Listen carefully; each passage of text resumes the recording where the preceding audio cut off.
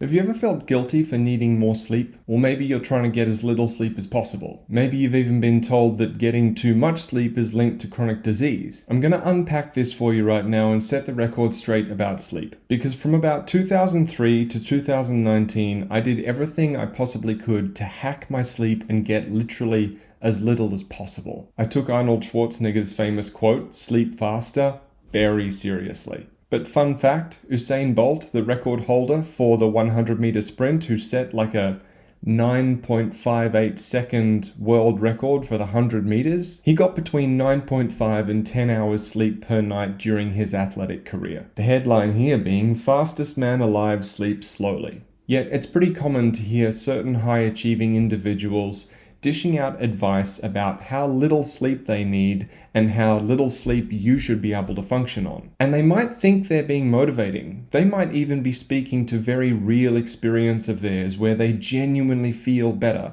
on less sleep. But here's the thing, natural short sleepers thrive on less than 7 hours sleep per night due to a DEC2 gene mutation and increased orexin levels. This allows these people to function really well with less rest. In contrast, long sleepers, also a thing, who are affected by the PER3 gene, need more sleep. Now, I don't want to reduce this to a couple of genes and a couple of hormones because sleep is complicated. But the takeaway I want to give you here is that how much sleep you need is more than a mindset. Now, attention-grabbing headlines will often cause a bit of a stir around sleep by suggesting that having too much sleep can lead to chronic disease. However, in these cases, needing more sleep is more often a symptom of an underlying health concern than a cause. Now, this doesn't mean you need to worry about your health right away and start freaking out if you maybe feel like you need a little more sleep than the average person, but just as an example, certain cardiovascular concerns will lead to someone feeling like they need more sleep. Though in some cases, long sleep can be both cause and effect, particularly with mental health conditions like depression. So in summary, the relationship between sleep duration and health is very complex, and oversleeping is more often a symptom than a cause.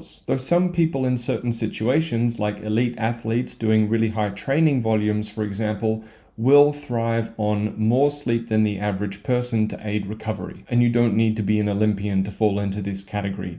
If you're doing very, very high training volumes, it's likely you might need a bit more sleep than the average person. Though again, that is not always the case. Some people do genuinely thrive on less sleep, though these people need to practice a lot of self-awareness and really come correct when dishing out advice to other people about how much they should sleep. And remember, when it comes to food choices, trying to make great food choices while being chronically sleep deprived is going to be rough. Compromised sleep affects hunger and fullness cues as well as mood regulation, which makes food feel like very difficult territory. So when it comes to taking action, if you want to improve your health and mental and physical resilience, and if food choices are a part of that journey for you, sleep is going to be a very important thing to check in with. Now, there are any number of complications we can run into here, like work schedules, kids, sharing a bed with someone who doesn't share your sleep schedule, which is why it can be important to troubleshoot this with a professional if you're running into challenges. In my experience, repairing a broken sleep pattern starts with two things: getting up at approximately the same time every morning as consistently as you possibly can. Yes, absolutely, that's not easy at first. At first, it will suck. It will feel very difficult if you're not used to it. And having some intentional screen-free downtime for an hour before bed if possible, where you start to do things to begin to wind down. This doesn't mean that you shut off all your screens, put on your light blocking glasses, light candles and do yoga.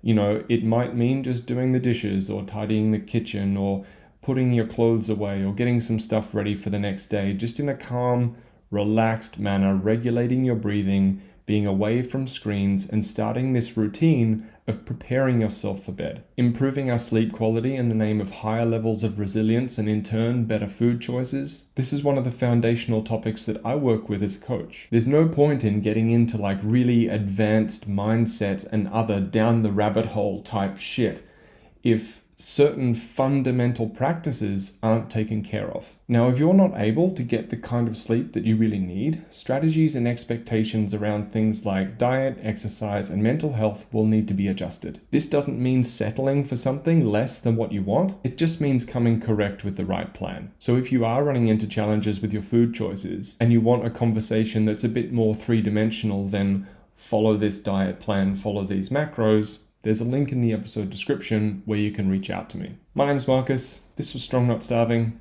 I'll see you next time.